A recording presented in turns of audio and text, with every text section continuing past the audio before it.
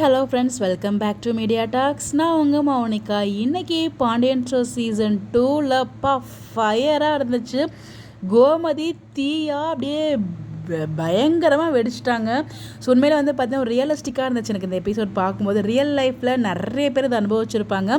So love பண்ணி வீட்டுக்கு மாட்டின, அதாவது ஃபுல்லாக ஒரு ஃபேமிலி பார்த்தீங்கன்னா லவ்க்கு ஆப்போசிட்டாக இருப்பாங்க இல்லையா. அதுவும் இவங்க அம்மா லவ்க்கு ஆப்போசிட்டாக இருக்காங்களோ இல்லையோ, பட் குமரவில் அந்த மாதிரி பையனை லவ் பண்ணதுக்கு அந்த ஒரு கோவம் தான் அவங்களுக்குள்ள. அவன் ரவுடின்னு சொல்லிட்டு எல்லாருக்குமே தெரியும். அவன் பார்த்திங்கன்னா நம்ம குடும்பத்தை சேர்த்து வைக்கணும் அப்படிங்கிறது ஒரு பொய் சொல்லி அரசிக்கிட்ட ஏமாத்திருக்கப்பல அரசிக்கு எங்கே புத்தி போச்சுன்னு தெரியல. பட் ஆனால் எல்லா விஷயமும் ரிவீல் ஆகிடுச்சுங்க. அவர் கொடுத்த கிஃப்ட், அவர் கூட போனது, மொபைல் எடு காமி பாரு, அதை அப்படியே பார்க்கும்போது வில்லேஜ் சைடில் பார்த்திங்கன்னா லவ் பண்ணவங்களாம் வீட்டில் மாட்டிட்டாங்கன்னா இந்த மாதிரி தான் டார்ச்சர் பண்ணுவாங்க. நிறைய பேர் நான் கேள்விப்பட்டிருக்கேன். ஸோ அந்த மாதிரி இருந்துச்சு எனக்கு இதை பார்க்கும்போது. ஒரு ரியலிஸ்டிக்காக, அவ்வளோ ரியலிஸ்டிக்காக இருந்துச்சு. கோமதி மேமோட ஆக்டிங், அதாவது நிரோஷா மேமோட ஆக்டிங் பார்த்திங்கன்னா அவ்வளோ சூப்பராக, அவ்வளோ ஃபயராக இருந்துச்சு. இன்றைக்கி எபிசோட் பார்த்திங்கன்னா தாறுமாறாக, கண்டிப்பாக ரேட்டிங்ஸ் நல்லா இருக்கும்னு நான் எதிர்பார்க்குறேன். இதில் பார்த்திங்கன்னா நம்ம உண்மையெல்லாம் தெரிஞ்ச உடனேயே நம்ம பாண்டியனோட தங்கச்சி, அதாவது அக்கா பையன் கேட்டு வந்திருப்பாங்களே. ஸோ அதுக்கான திருமண ஏற்பாடுகளும் நடக்கும்னு நினைக்கிறேன். இன்னொரு பக்கம் பாண்டியன் பார்த்திங்கன்னா ஸோ இந்த விஷயங்கள்லாம் தெரிஞ்சு அவர் கோயிலில் போய் உட்காந்து அழுகிறாரு. அந்த மாதிரி சின்ன மேக் பண்ணியிருக்காங்க.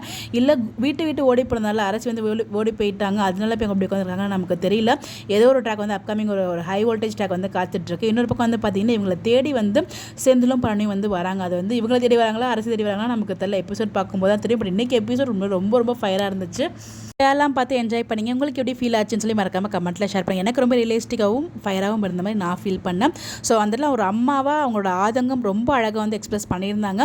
ஸோ ஒரு ஃபேமிலியாக இத்தனை அண்ணன் தம்பிங்களாக இருக்கும்போது போய் அதாவது கதிருக்கும் என்ன கோவம்னா லவ் பற்றி கிடையாது. அவன் ஒரு பொறுக்கின்னு சொல்லி எல்லாருக்குமே தெரியும். அவங்ககிட்ட போய் எப்படி ஏமாந்த அப்படின்னு சொல்லி எல்லாருக்குமே ஒரு கோவம். இவ்வளோ தூரம் பார்த்திங்கன்னா அவங்க அம்மா பேசிகிட்டு இருக்காங்க. உள்ள ரூமில் போய்ட்டு எல்லாத்தையும் செக் பண்ணுறாங்க. கொலுசு, மோதிரம் எல்லாத்தையுமே, அந்த ஃபோட்டோ ஃப்ரேம்லாம் பாருங்கள் எந்த லெவலுக்கு இருக்குது அப்படின்னு சொல்லிட்டு எல்லாமே மொத்தமாக அப்படியே அபட்டமாக மாட்டிக்கிட்டாங்க.